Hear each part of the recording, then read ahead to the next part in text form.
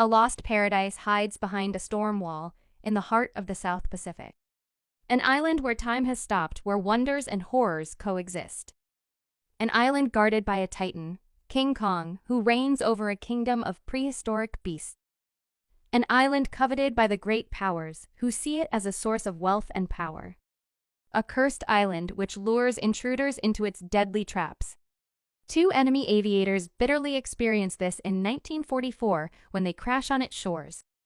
Their relentless duel is interrupted by the appearance of the hairy Colossus, who glowers at them furiously.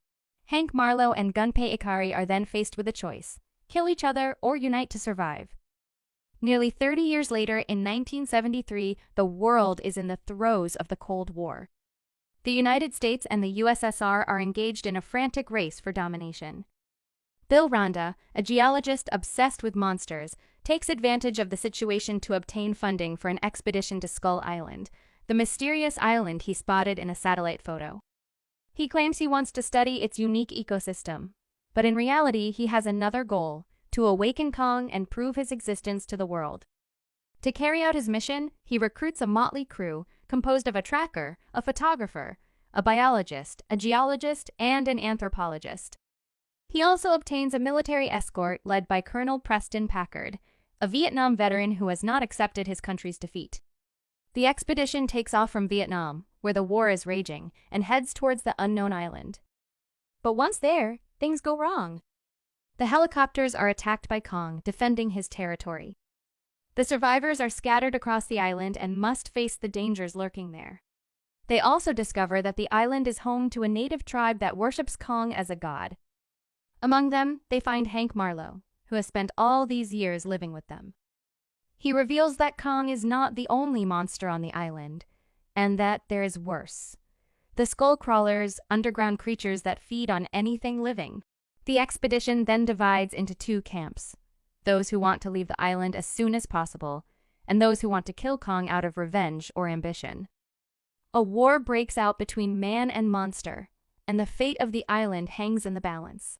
The man left the comforts of civilization to find James Conrad, an unparalleled guide who knew the jungle like the back of his hand, but who had sunk into destitution and wandering. He cared little for the perils that awaited them in the deep, green, savage wilderness, nor for the fact that no map showed them the way. Conrad agreed to lead the expedition in exchange for a fortune and a bonus if they returned alive. Another surprise guest joined them: a renowned photographer who denounced the horrors of war, a young woman named Mason, who dreamed of winning the Pulitzer Prize. The next evening, they boarded a ship in Bangkok.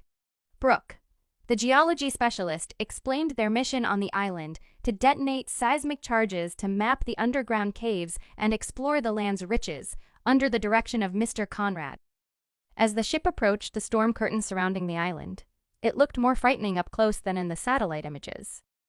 The head of the ground team called for canceling the expedition, fearing for everyone's lives. But the final decision belonged to the colonel, whose helicopters had to cross the storm, and Packard did not hesitate to launch the machines into the sky, refusing to go home without a victory. The colonel's gamble paid off. They managed to pierce the furious clouds and discovered the immaculate beauty of the mysterious island. The scientists began their work.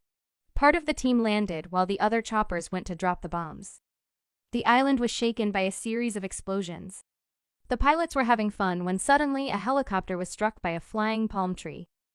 It crashed and the others were snatched up in Kong's gigantic hands. The giant emerged before the intruders who had violated his territory. At the colonel's command, they surrounded him and fired, but the bullets only angered him more, and Kong continued to destroy the helicopters. Packard's chopper also crashed, but the colonel survived, unlike his companion. He found himself in a real battle again, and he was determined to win and annihilate the enemy. After the first confrontation with Kong, no helicopters remained in the air. The survivors regrouped on the ground.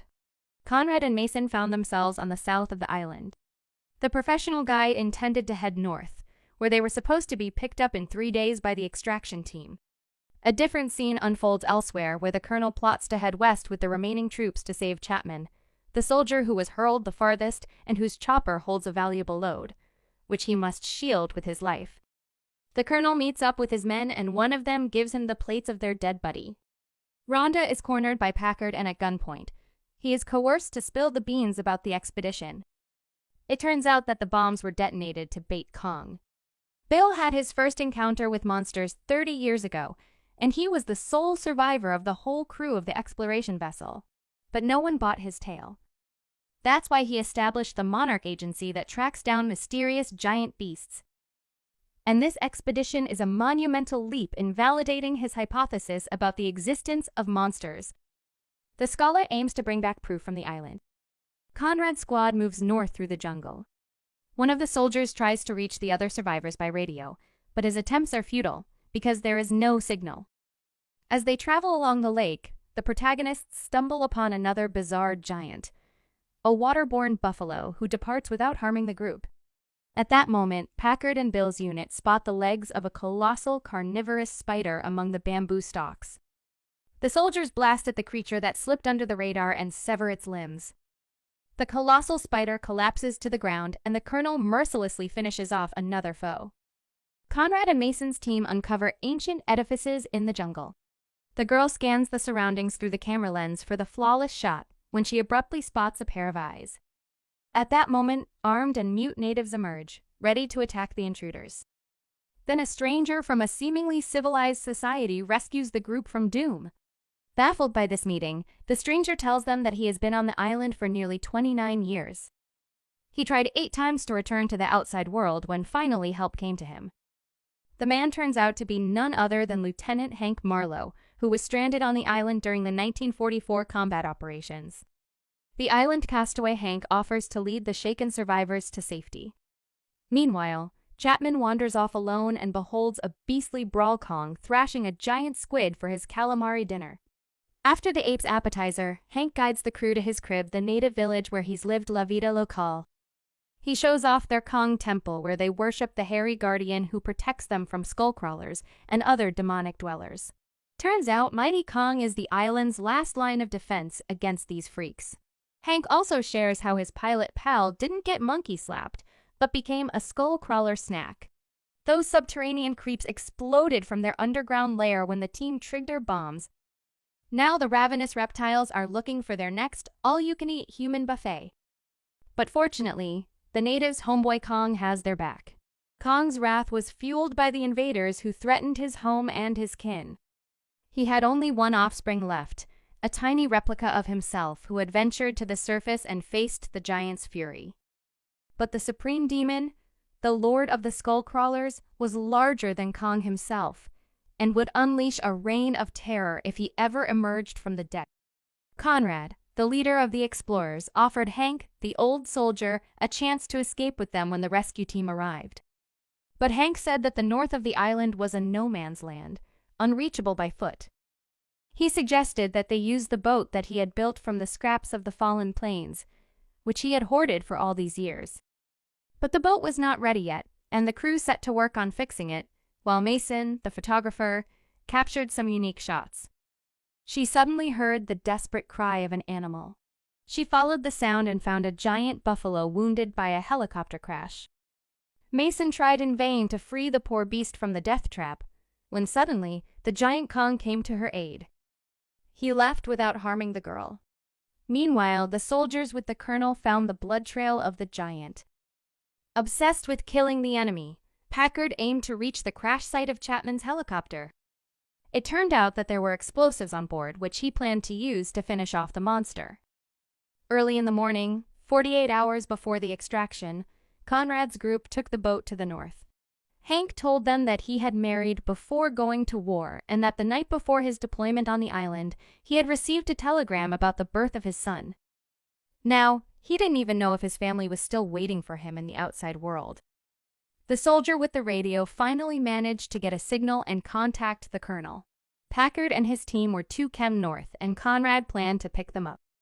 The group docked on the shore, and soon, the soldiers arrived at the rendezvous point.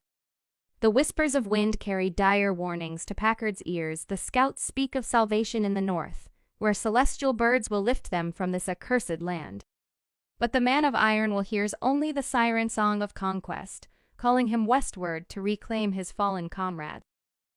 With fear clawing at his heart, Hank beseeches Packard to heed the scout's word, to turn away from the ancient evil that haunts the Western Valley. But duty binds Conrad to his colonel, and reluctantly he follows Packard's lead into the shadowed realm of Kong. As they pick their way through the Valley of Death, a graveyard opens before them, revealing the bones of Kong's ancestors. This place of restless spirits chills Conrad's soul, but Packard drives them onward, heedless of the dangers ahead. When Chapman's cigarette kisses stone, fire explodes into the dark, and Death himself comes screaming in answer. The Skullcrawler emerges, Chapman's skull crushed betwixt its jaws, his tags clattering to the earth like metallic tears. Then Shadow claims the beast once more. Still Packard leads them west, where the Skullcrawler lurks with jaws agape. Fighting desperately, they drive back the horror with tongues of fire. But winged terrors fill the skies, coming to aid their fallen kin. As death closes in around them, Conrad can only pray for deliverance from this nightmare valley. The fire-breathing beast falls from the sky, slain by Mason's spark of fate. Hank pleads with the colonel to turn back, to see reason. But the iron-willed man only repeats his mantra: he must save the soldier. Conrad shows him the metal tags of the fallen Chapman, forcing the colonel to reveal his true motive. He wants to use the helicopter's explosives to kill Kong and win this war. A clash ensues, and the colonel refuses to believe that Kong is the island's protector. Realizing that the madman cannot be stopped, Conrad suggests that he and his soldiers go west, while the others return to the boat and wait for them there. The colonel agrees before taking his soldiers and leaving. Soon, the team finds the helicopter with the ammunition, and at nightfall, a trap made of shells and napalm is set up. With the first deafening blasts, Packard lures his prey into the trap. As the colonel expected, the giant Kong appears on the shore of the bay. The master of the island, enraged, rushes towards his adversaries when Packard throws a flaming torch into the bay, where his soldiers have emptied their barrel of fuel. The water surface ignites, wrapping the giant in a deadly fire. But Kong manages to escape the blaze. He has enough strength to destroy several enemies, but exhausted, he collapses at the foot of the colonel, who orders his men to prepare shells for a detonation. Just when Conrad thought he'd shaken Kong, the big ape comes barreling back into the fray. Leave it to a soldier gone rogue to stop Packard's rampage, guess. Not all humans are jerks. But before they can pat each other on the back, a skullcrawler the size of a skyscraper pops out of the bay. Nothing like a 100-foot lizard to end a celebration. Everyone with half a brain cell runs for their lives, but Packard stays put, accepting his imminent death like a champ. Meanwhile, the survivors hustle to the boat, the angry skullcrawler hot on their tails. Just when it seems like curtains for our intrepid crew, Kong comes swinging in to distract his scaly nemesis. The two titans face off in a clash of epic proportions. Kong's clearly exhausted, but he won't back down. The beast knocks him into an old ship, tangling him in its massive anchor chain. Talk about being stuck between a rock and a hard place. Luckily, Brooks' turret and Mason's flare gun even the odds. Kong breaks free and tears into the skullcrawler's throat for the KO. With the humans safe, the big guy lumbers off for a well-deserved nap. The survivors board the helicopters bound for home, swearing to keep the island's secrets even if Oprah offers up a golden book deal. Hank Marlowe reunites with his family after years lost in the jungle. All's well that ends well, I guess. But next time, I say we just go to Disneyland.